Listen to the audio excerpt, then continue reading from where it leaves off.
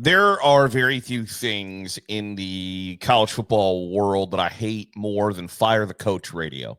I hate fire the coach radio, whether it be from the hosts, the callers, whatever the case may be. I can't stand it because it's generally just the dumbest course of action, the dumbest reaction to some slight thing going wrong. I do think that there's a difference between fire the coach radio and question the coach radio. And I think Alabama head coach Kalen DeBoer has questions to answer. And I think that there are questions that continue for Alabama under Kalen DeBoer that make you question whether or not he's the guy to lead the Crimson Tide going forward. I can't make the determination of whether he should or shouldn't be the head coach of the Alabama Crimson Tide. I can't make the determination of what goes into that. It's not my job or responsibility to figure those things out, but I do think that it's easy to sit and question when you look at the results and the record. It's fair to question what that future looks like. I think that Kalen DeBoer is a really good football coach. Everywhere he's been, he has found extreme success. And if you believe that the past is the easiest predictor of the future, that would lead you to believe that Alabama is on the verge of untold riches. And then you watch them play, and it's pretty clear that they are not on the verge of untold riches. It is not just a step away, a beat away, moments away from being spectacular, fantastic, and just unbelievable greatness. It doesn't seem to be on the horizon for the Crimson Tide, and I think it's fair to question whether that is legitimately coming or not. And I think back to the age-old adage of you don't want to be the guy who replaces the guy. And I've asked college coaches this before, like, do you believe into that? And a lot of them don't. A lot of them say that's kind of a way to pussyfoot around the fact that you aren't as good as a coach as you thought you were, that's a really easy scapegoat. But I do think that there are times in situations where it's probably warranted that you don't want to be the guy who replaces the guy, because for a really long time, Nick Saban had that program as the program in college football. Even in their national championship defeats, even when they didn't make the national championship, it was still the program that everybody else emulated, wanted to be, and wanted to beat. And Alabama is not that at all. Now, I don't think that that's strictly a Kalen DeBoer problem, because I don't know that anybody in America has that holy cow watching the other team get off the bus or come out on the field for the first time. Like Notre Dame players from the 2012 national championship game will tell you, when Alabama came out of the tunnel, we stood there with our mouths open and went, holy cow, they're bigger, faster, and stronger than us. They are at a whole different level. And I don't think that physical advantage really exists anymore. Now, you obviously you get it in an SEC versus FCS. Yes, absolutely.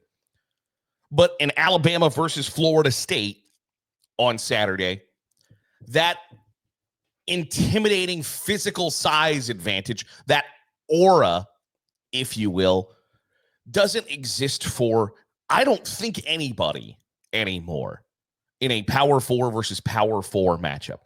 It's just the idea that somebody's going to get off the bus and the other team is going to go, oh, well, we don't have a shot. I don't think really exists anymore. And I don't think that's a Kalen DeBoer problem. I think that's a NIL transfer portal accessibility, movability option for college football players now. Leads into that.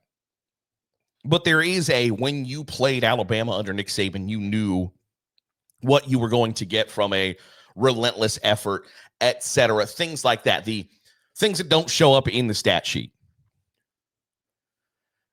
And they don't have that right now. And whether or not that is an indictment against Kalen DeBoer or the players is irrelevant. What matters most is they don't have that right now. And I don't know how you build that. I don't know how you get that other than just flat out not accepting what you've got right now. But I think it's an overreaction to today. I see Paul Feinbaum on First Take saying Alabama's got to do whatever they can to get Nick Saban off the college game day desk and into the offices in Tuscaloosa today. I don't agree with that. I don't think that. I also think that I think you let it play out. It's the same thing with Arch Manning. It's the same thing with Notre Dame in early season games, in games in September. I don't think you can sit here and make definitive answers about things that are hardly played out the first chapter, let alone hardly played out the entire story. If you believe that Kalen DeBoer deserves to be fired, I think that that's a really quick jump the gun. Because very rarely after a year and a game can you go, I've made my determination. You're not the guy who's going to lead us to the promised land. I think that there are absolutely times that you can know that, but those times don't necessarily look like, don't include the college football playoff changing their rules so you make it this year because you didn't last year. Okay? Hey, Alabama was on the verge of making the college football playoff, and I know that the standard should be and is at Alabama much higher than should have made the college football playoff.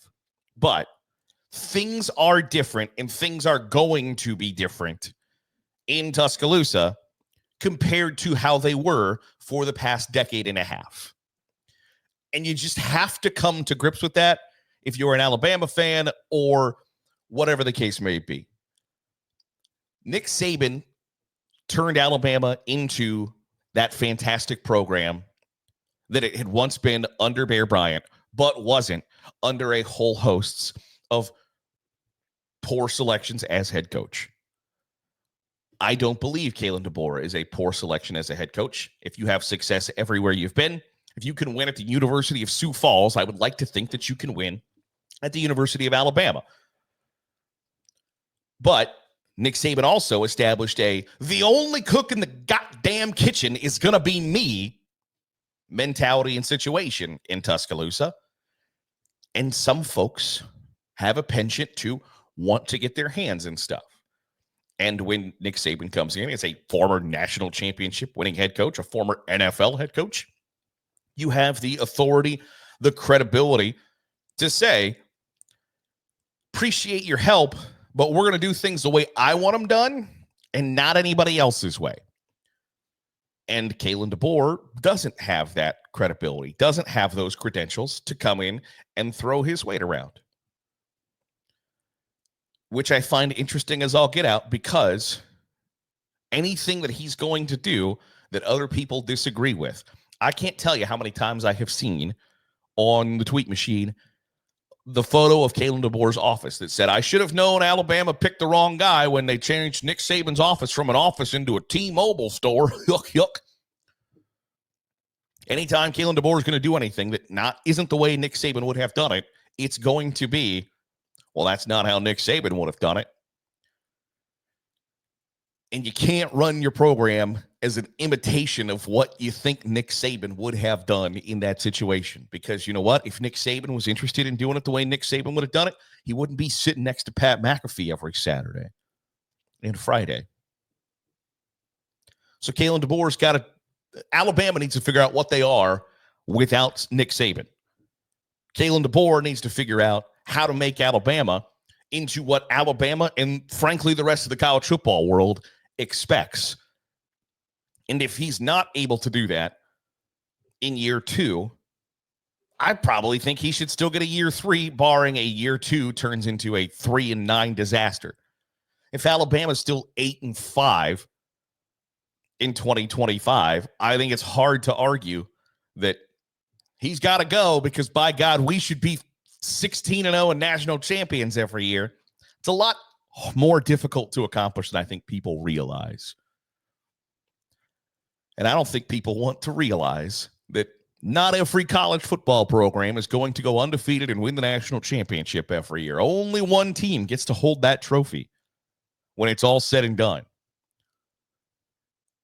And the idea that if you don't hold it means that year was a failure is not true for about 99% of programs, about 99% of the time.